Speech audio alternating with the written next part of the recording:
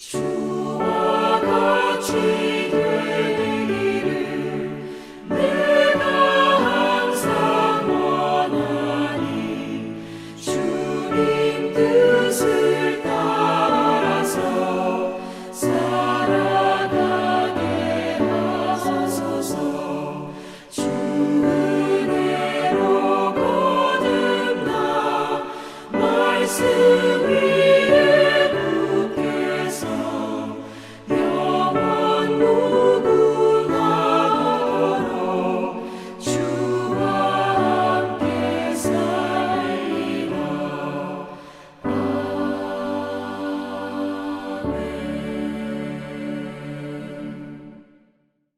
오늘 우리에게 주신 하나님의 말씀은 마태복음 10장 1절부터 15절의 말씀입니다. 신약성경 14쪽입니다. 마태복음 10장 1절부터 15절까지의 말씀을 드라마 바이블로 낭독합니다. 제10장. 예수께서 그의 12제자를 부르사 더러운 귀신을 쫓아내며 모든 병과 모든 약한 것을 고치는 권능을 주시니라. 12사도의 이름은 이러하니 베드로라 하는 시몬을 비롯하여 그의 형제 안드레와 세베대의 아들 야고보와 그의 형제 요한, 빌립과 바돌로메, 도마와 세리 마테, 알페오의 아들 야고보와 다데오, 가나나인 시몬 및 가론 유다, 곧 예수를 판 자라. 예수께서 이 12를 내보내시며 명하여 이르시되 이방인의 길로도 가지 말고 사마리아인의 고을에도 들어가지 말고 오히려 이스라엘 집에 잃어버린 양에게로 가라. 가면서 전파하여 말하되 천국이 가까이 왔다 하고 병든 자를 고치며 죽은 자를 살리며 나병 환자를 깨끗하게 하며 귀신을 쫓아내되 너희가 거저받았으니 거저주라. 너희 전대에 금이나 은이나 동을 가지지 말고 여행을 위하여 배낭이나 두벌옷이나 신이나 지팡이를 가지지 말라. 이는 일꾼이 자기의 먹을 것 받는 것이 마땅함이라. 어떤 성이나 마을에 들어가든지 그 중에 합당한 자를 찾아내어 너희가 떠나기까지 거기서 머물라. 또 그 집에 들어가면서 평안하기를 빌라. 그 집이 이에 합당하면 너희 빈 평안이 거기 임할 것이요 만일 합당하지 아니하면 그 평안이 너희에게 돌아올 것이니라. 누구든지 너희를 영접하지도 아니하고 너희 말을 듣지도 아니하거든 그 집이나 성에서 나가 너희 발에 먼지를 떨어버리라. 내가 진실로 너희에게 이르노니 심판날에 소돔과 고모라 땅이 그 성보다 견디기 쉬우리라. 샬롬, 조나치입니다. 말씀을 시작하기에 앞서 양해해 주실 것은 어제 탁구대회를 참여하여 소리를 지르다 보니 목소리가 좋지 않습니다. 많은 이해를 부탁드립니다. 오늘도 먼저 기도하겠습니다. 사랑의 주님, 주님 앞에 머리 숙여 예배하러 성도들이 이 시간 앉아 있습니다. 우리 모두에게 이 시간 하나님의 은혜를 허락하여 주옵소서. 말씀을 들을 때 또 찬양하며 기도할 때 성령님을 통하여 우리에게 말씀하여 주시고 그 말씀을 듣고 깨닫게 하여 주옵소서. 성령님께서 강권적으로 운행하여 주시길 소망하오며 예수님의 이름으로 기도드립니다. 아멘. 말씀을 나누겠습니다. 산상수훈을 통해 하나님 나라에 대해 말씀하셨던 예수님은 산 아래로 내려오셔서 일상에서 상하고 깨진 사람들을 만나시며 하나님 나라의 능력을 베푸셨습니다. 그 사람들은 대부분 병들었거나 장애, 또 귀신 들려 어려움에 빠진 사람들인데 예수님은 그들 모두를 치유하시고 구원하셨습니다. 그리고 이제 10장에 들어와서는 예수님의 그 사역을 확장시키시는데 바로 제자들에게 권능을 주시고 파송하여 주의 일을 감당케 하셨습니다. 오늘 말씀을 준비하며 저도 새삼 또 새롭게 깨닫는 것은 예수님이 나눠주시는 권능은 그들이 주님의 일을 감당하기 위해 허락하셨다는 것입니다. 특별히 말씀 초반에 제자들의 이름이 등장하는데 그들의 면면을 보면 어부, 세리 등 세상적 기준으로 지극히 평범하고 어떻게 보면 약한 자들이었지만 주님의 권능이 임할 때 능력의 사도가 되었습니다. 여러분, 주님은 주님의 일을 감당할 때 그냥 보내지 않으십니다. 이 말은 우리가 주님의 일을 감당하려고 또 말씀에 순종하려고 노력할 때 주님의 능력이 우리 삶 가운데 나타난다는 말입니다. 그리고 그런 능력이 진짜 능력입니다. 사실 그것은 교회 직분이나 교회 생활을 얼마나 오래 했느냐와는 상관이 없습니다. 단지 우리가 주의 일을 감당할 때 또 주의 일이 아닌 내 개인 일이어도 내가 주님께 의탁하고 주님을 의지하며 감당할 때 그 일이 주님의 일이 되고 그 속에서 하나님의 일하심을 보게 되는 것입니다. 이런 은혜가 우리 가정과 일터에서 풍성하게 나타나길 주님의 이름으로 축복합니다. 아멘. 예수님이 제자들을 파송하시면서 몇 가지 특별히 하신 말씀들이 있습니다. 첫 번째, 이방인과 사마리아인이 아닌 이스라엘의 잃어버린 양들에게로 가라고 지시하셨습니다. 이는 구속사적 측면에서 복음이 먼저 언약 백성인 유대인들로부터 시작되어 온 세상에 퍼져 나가야 할 필요성 때문에 부여된 일시적 지침이었습니다. 이방인을 배척하신 것이 아니라 구원 역사의 순서상 선택과 집중의 상황인 것입니다. 우리도 제일 먼저 집중해야 할 사람이 잃어버린 양들입니다. 혹시 내 주변에 나 때문이 아니어도 신앙을 잃어버리고 헤매고 있는 영혼이 있다면 오늘 기도하고 관심을 가지고 그들에게 복음을 전하며 영적 회복이 시작되도록 우리들이 뭔가를, 예를 들면 따뜻한 말 한마디라도 건네는 귀한 하루가 되길 바랍니다. 여러분, 당시에는 이것이 12사도를 중심으로 한 예수님의 제자들에게 하신 말씀이었지만 이제 이 말씀은 우리 모두에게 위임된 사명이고 권능입니다. 우리가 밟는 모든 곳이 주님이 우리 모두에게 허락하신 자리임을 믿고 그곳에서 주님의 향기를 드러내고 삶으로, 입으로 복음 전파에 힘쓰는 자들이 되어야 할 것입니다. 아멘. 또 지시하신 것은 전도 여행 시 물질적인 준비를 금하셨습니다. 이는 제자들이 복음 전파라는 본질적 사명에만 집중하고 그들의 필요를 채우시는 분이 오직 하나님이심을 전적으로 신뢰하기 위함입니다. 여러분, 이 부분에서도 성경은 분명히 말하고 있습니다. 주의 일을 감당하는 자는 주님이 채우시고 필요한 것을 공급해 주신다는 것입니다. 그러므로 내가 하는 일이 진정 주의 일인지를 점검하고 그 일, 그것이 직장일이든 가정일이든 주님께 온전히 의지하고 맡겼는지를 점검해야 할 것입니다. 요즘 인물별 성경 공부에서 야곱을 살펴보고 있는데 야곱은 형 에서의 분노 때문에 부모를 떠나 밧단 아람의 삼촌 라반의 집으로 도망갔고 그곳에서 치열하게 사는 야곱의 모습을 살펴보고 있습니다. 여러분, 야곱이 분명히 자기 머리와 술수로 살다가 관계의 문제로 인해 모든 것이 꼬여 먼 곳까지 도망왔는데 하나님은 고향을 떠나기 전 그를 베델에서 만나주시고 말도 안 되는 동행의 약속을 주셨습니다. 그렇지만 밧단 아람에서 속임수로는 야곱과 비교하여 어나더 레벨인 삼촌 라반을 상대하면서 그는 하나님을 끝까지 부르지 않았습니다. 하나님을 인식하고 종교적인 언어를 사용했지만 그는 하나님께 부르짖거나 그분의 도움을 구하지 않았고 또다시 자신의 머리를 써서 꾀를 내어 부를 축적하는 데 성공하였습니다. 하지만 그 문제로 그는 삼촌 라반에게 목숨을 잃을 뻔했습니다. 형과의 관계 속에서 문제가 생겨 도망왔는데 다시 고향 땅으로 돌아갈 때도 또다시 관계에 문제가 생겨 목숨이 위태로운 것입니다.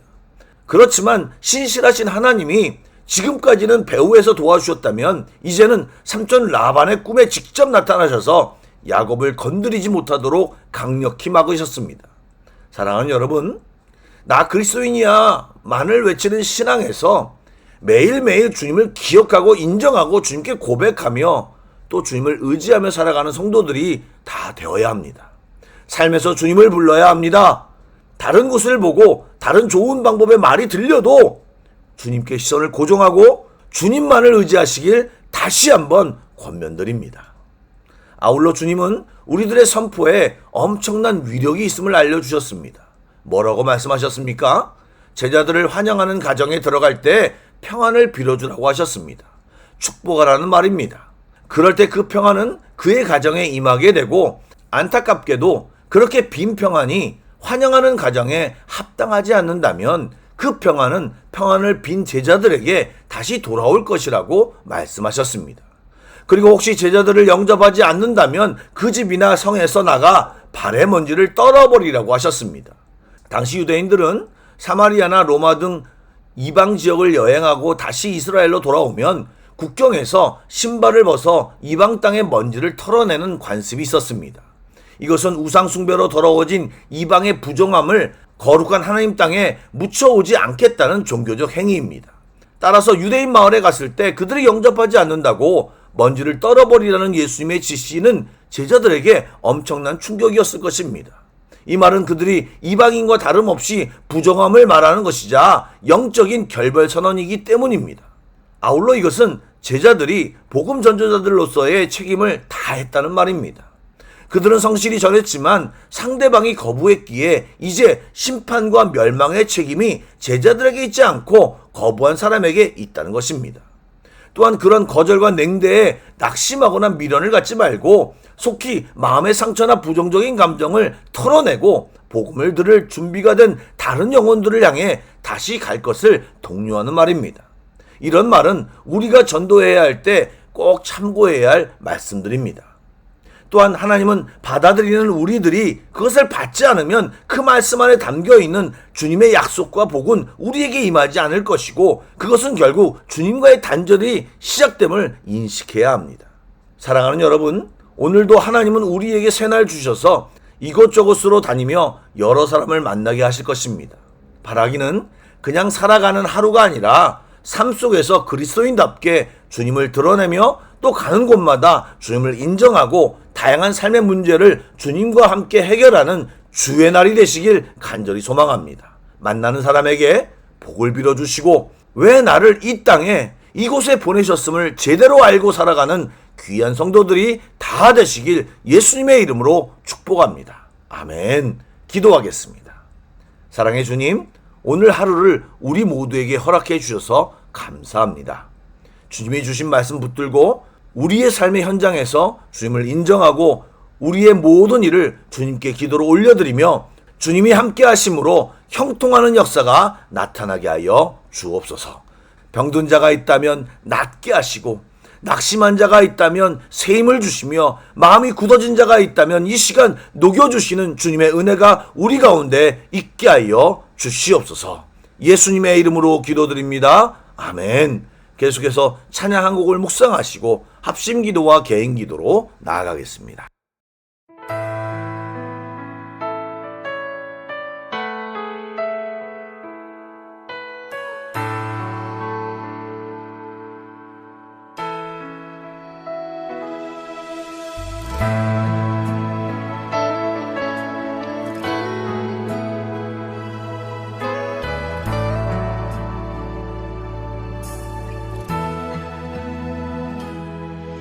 아무도 예배하지 않는 그곳에서 주를 예배하리라.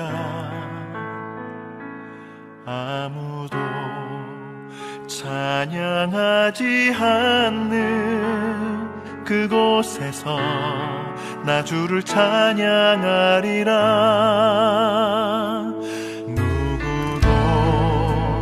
헌신하지 않는 그곳에서 주께 헌신하리라. 누구도 증거하지 않는 그곳에서 나 주를 증거하리라. 내가 밟는 모든 땅 주를 예배하게 하소서. 주의 보혈로 덮어지게 하소서.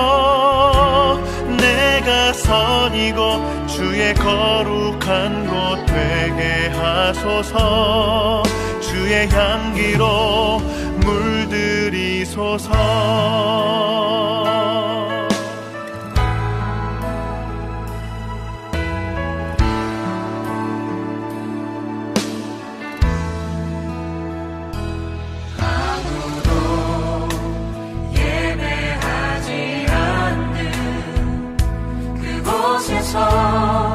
주를 예배하리라. 아무도 찬양하지 않는 주를 찬양하리라. 누구도 헌신하지 않는 그곳에서 주께 헌신하리라. 누구도 증거하지 않는 그곳에서 나 주를 증거하리라.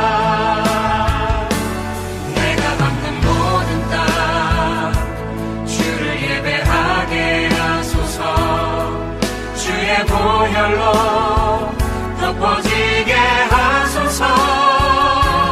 내가 선 이곳 주의 거룩한 곳 되게 하소서.